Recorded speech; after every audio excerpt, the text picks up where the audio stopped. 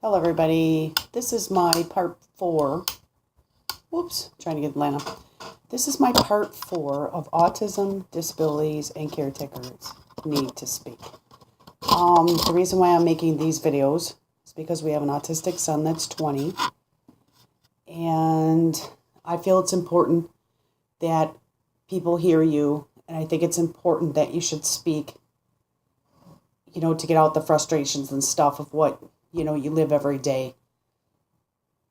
In our case here is that our family seems to not understand, because as each year goes by, we've tried our damnedest, seriously, to be around at the holidays and stuff and birthday. Well, not so much birthdays because it's too far out. But we're a low-income family. We've tried to be there as much as we could. We feel guilty that we haven't been able to be there for them, although they haven't asked us for any help or anything because they seem okay financially. As to where on our end, we don't have good financial income at all, and we never had, maybe back then more. But that's my reason for making the videos, is because I feel that lately, with all the stuff that's come out in the family, after all the years, it sounds like they have pent-up anger. It sounds like they're frustrated with us. There's comments coming out.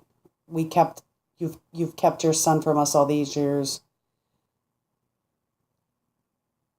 He don't even know the family. Other comments of that we're lazy. Our son is smarter than us. Things like that. And then talking about my job, how I was working midnights, to where the parents of the autistic kid or disabled kid usually sometimes are on opposite shifts. So that way,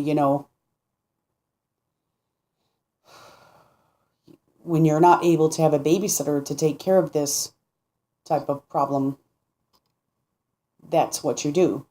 And how earlier in my videos, where the simple things in life we haven't even been able to have, like eating a good dinner together, watching a movie together, going out to a restaurant together, a walk, anything.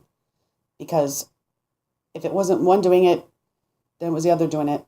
And then you don't have time for a relationship because your main concern is your disabled child. And that's what you have to do. And add in working during that time, which up until last year when my mom died, I had a job all those years. I'm talking going back to when I was 14, not even old enough to work on a slicer.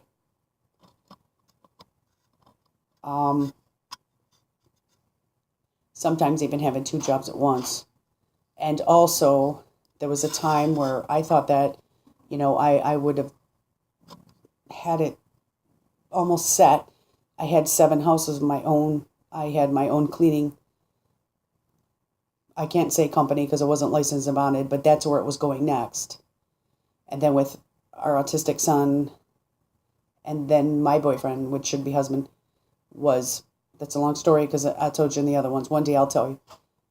It was the care for our son. But with him working nights at one time, I was working during the night, or day to the night. And then it was like I was working nights. And see, it was always like this. It was always like, you couldn't just both find a day job, both while he was at school. It just never worked out that way. So, but the reason why I'm making these videos, basically, is because I think it's important that we speak. And I really wish that people would listen. So as you watch, even in, like, I'm just going to say regular life or normal life, that communication is key. And what I find in an autistic family is the communication is broken because the responsibility is so great and deep that you're not able to do for others as you would love to do, as that's the type of person that I always used to be. I'm going to say always because I always tried to help my family and everything. I've always helped them bringing in washers and dryers, helping them lift air conditioners into the thing, helping them move refrigerators. I mean, physical stuff and then mental stuff, being on the phone, sitting on for 8 hours. I think one time I was on the phone with somebody for like 12, 14 hours. I mean, that's what I'm just trying to explain to you, is not that I'm great for this, but that's how I was, to where I would, since I had to be at home anyway, as long as I'm at home and on the phone or something, like I could say, hold on a minute. I could, that was only when our son started getting older, but I'm getting all off key, but my main reason for making these videos is because to get you to not be fearful to speak, to get you to just take your phone and just press the record button, just start making videos, and then get yourself a YouTube account. Go to the YouTube first, hit the video button, and it'll let you pick within your phone. You just upload it. It's like really, really simple. And I encourage you to do that. If you're too shy or nervous about making videos, but you do want to speak, I encourage you to just record yourself. That's how I started, on my phone. I don't even have cell phone service. I just go link through our cable internet company because we're too poor. I can't even afford a cell phone. We do have one through the state now, but I mean, that's what I'm just trying to say. I don't say this stuff to make you feel bad. I say this stuff to encourage you to speak and make the videos, because even families that don't have a disabled child, or it could be an adult, they're not even sometimes able to speak or be heard. And that's one thing I just push you so much. Please just record it on your phone. Listen to yourself. See if you make sense. I was one of them people, and I still am, that I look inside myself all the time and I ask myself, because see, that's where my dad came in, was he was really harsh and stuff, and he was just, that's deep. There'll be another story one day, and I think I do got a video already from last year on here about that, but I always look inside myself because I always wonder, like, what am I doing wrong? What did I say wrong? How did this end up that way? And I look inside myself first before I try to blame them. Or if I start to blame them, then I look at, like, well, what did I do? But that's how I was raised. Well, my dad was so harsh that added to my already problem I had, like, say. It's hard to explain. So I'm making these videos because I'm encouraging you to speak, and that also helps me speak to get this stuff out. And, a lot of the people that don't listen, when you make the videos or hear yourself talk, you see if you make sense. And then for some strange reason, you feel like people are hearing you, and it helps with your frustration. Like in one of my other videos, I was saying, like, how hard it is to raise an autistic kid. In our case, it's our son. And all the difficulties that you go through, eating, sleeping, bathing, school. Our son didn't talk till he was 6. He couldn't communicate. He would yell and scream when he wanted something. People looked at you, and it was like they thought you were a bad parent. They thought you weren't disciplining your child. They didn't know the real issue. You would even tell people, oh, he's autistic. They still didn't, for instance, in the grocery store, they still didn't comprehend it or want to. They didn't say, I'm sorry or anything. And what they would say is, well, you didn't have to tell me that. And it's like, wow. The responses you get, the looks you get, how hard it is. Like me, it's my 4th video today, but I'm in the speaking mood because if I don't do it all at once, I sometimes find myself, I won't do it at all. Like in one of my other videos, I was saying that for 40 years, I'll be 45 this month, I was always fearful. That came a lot from the way my dad raised me. Then it got even more fearful when you needed formula and your husband's working nights, or boyfriend, whatever, and you can't even take your son into the store because he starts spazzing out. You would try to put him in the cart before you even got to the store. He's pulling himself out of the cart. He's freaked out to crap. He's spazzing out. He's totally paranoid. And you didn't want to, my gosh, it's like you're torturing the kid. Before that, we would walk up to the store and I would just need formula. That's all I got to go in to get formula. And he would lay down on the ground in front of the door. And he was so paranoid and scared you couldn't go in. So, it's very hard. That's how it all started with us and all the illnesses and sicknesses that he had. And I forgot to mention in the earlier videos that he had meningitis at 2.5 months old due to a group B strep infection that supposedly came from me, that they didn't give the antibiotic to me quick enough except a half an hour before I delivered, which could have been a lawsuit, but that's another story because it had to do with family members, so we were told not to. It really didn't have to do with family members, but it did in the way that a person that they knew worked there, so they thought it would affect our family if we brought up a lawsuit. And we should have just done it. So, I'm sure all of you out there, you might want to hear me to say it, but you might not, is to say how hard it is. How hard it is to raise an autistic child. And all the meltdowns and all the clothing issues and all the shoes and like little certain things that weren't a certain way and throwing up and going number 2 all over and knocking down Christmas trees, wrecking walls. We have holes in the walls. One day I'll show you moldings and everything. We haven't been able to fix. We've been low income forever. The reason why, because a couple of my videos, we are on Social Security because I had a newspaper route and now my boyfriend, husband, is disabled, which took altogether, we messed with this for 8 years because he couldn't get a diagnosis, but something was wrong with him. Then finally, tests started to show as the disability was getting worse. And then they were willing to put a diagnosis to then apply for Social Security. So it's not only the struggles and the financial and the spiritual and the mental and the schooling and the everything with autism, it's also the effects that it has on your family and the things that you're not able to do. And then further on, coming down the line, the extended family and the and the remarks and the comments and you kept your kid from us and you're lazy and things like this, all that adds up. And it really, really takes a toll on your mental health, your spiritual health, your physical health, and everything. Now, in our case, we weren't able to have a babysitter. I was a little bit as I was working when I had to be there at like 6 o'clock at night. That was a different job way back then. And then the family would watch him for like 2 hours until, my boyfriend got off work.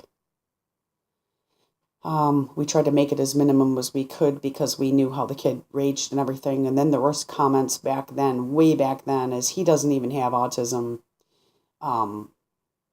He just deals with us. He don't like us.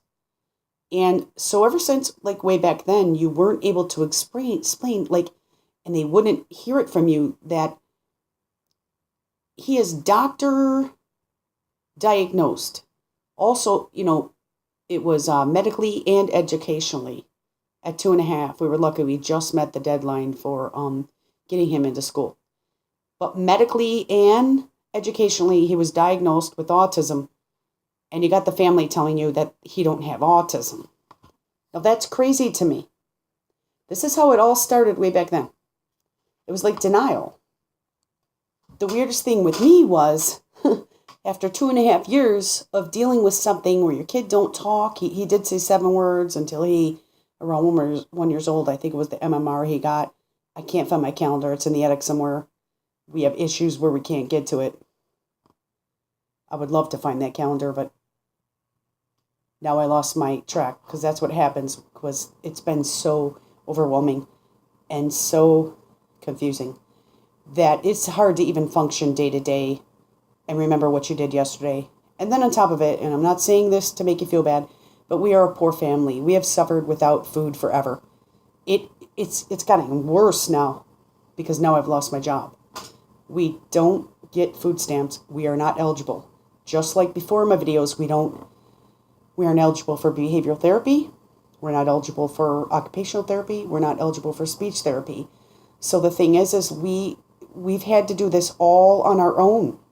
Now, that's physically, mentally, spiritually tiring. And when you have the family complaining and saying things that aren't true, like you kept your son from us, that is not true. We came to every single thing that we could when we could. We bought gifts at holidays when we could. We called when we could. When the little kids started being born in the family and we had a kid that was destructive, and you already had those comments anyway that he just deals with us. He don't have autism. He don't like us. You know, a lot of times when people say things like that or give you those looks or anything, like I'm talking in stores and what, it pushes you away. And I'm not saying that's why we didn't come. We didn't come because the kid wouldn't even leave the house. The kid was paranoid and everything. He didn't get good meds till that antipsychotic until he was 20 now. I think it was 4 years ago. I think it was 16. They wouldn't give any meds that were strong or good until he was like 16. They started to try certain ones when he was 12, but they weren't good enough. And we waited a while until finally, he's old enough, we'll give you meds. But it's already been 16 minutes I've been talking, and sometimes when you talk like this and you get into a story, you go off track, you get into so many details, and you forget what you're saying. And I don't want to make this video any more than 20 minutes, only because sometimes it can get boring. But my main concern and my main topic is, and especially for me, it helps me to speak, it helps me to vent, it helps me to say stuff that I keep inside all the time. And it helps me to say stuff that the family don't let me say to them. It helps me open up to get rid of the frustrations that I have inside. I wish they would know that I have them. And the hurt that I have inside that I haven't been able to help people. And like I said, I used to help everybody. Ever since I was a kid, my friends and everything. I just really cared about when people argued. But then I came from a family that my mom and dad argued all the time. They ended up getting divorced. I don't know if I was just used to it. I don't know why I really cared to help people. I don't know. I'm only just starting to put things all together, and I'm going to be 45 next month, but I don't like it that the family won't communicate. My family's just fizzled off. I don't like it that they don't communicate. That's been forever. I don't like it that everything's just shoved under the rug and then comments are coming up that so-and-so's been mad at you for 5 years. I don't like all these comments. So there's complaints that I have too. Now, I didn't sit and make it a problem or sit at home and dwell about the stuff that they said. I wanted to speak it. I wanted the chance to explain. And that's why I'm finally coming to just make these videos, because I am explaining now. And what I just can't understand is, like I said before, is why people just see things for what they want to, and they don't see it for what the truth is.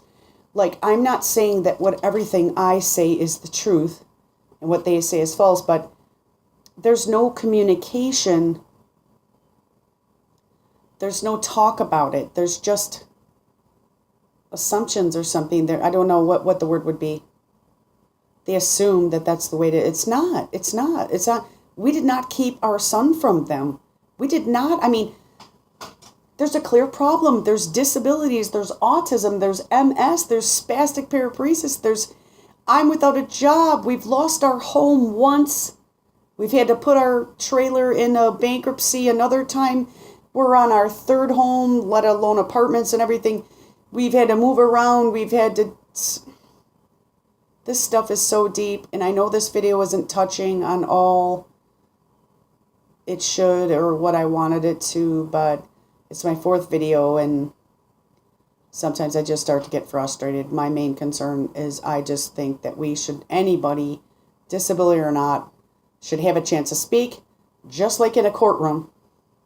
You don't just accuse somebody of killing you or I mean, killing someone else, or a killing doesn't happen without a defense. You have a prosecutor and defense. So you have accusation and defense. You have a chance to explain yourself. But what's happening in this family, and it's at 20, I'm going to have to end it. What's happening in this family is just you're not given that chance. And I've noticed that not even this family, but many other families.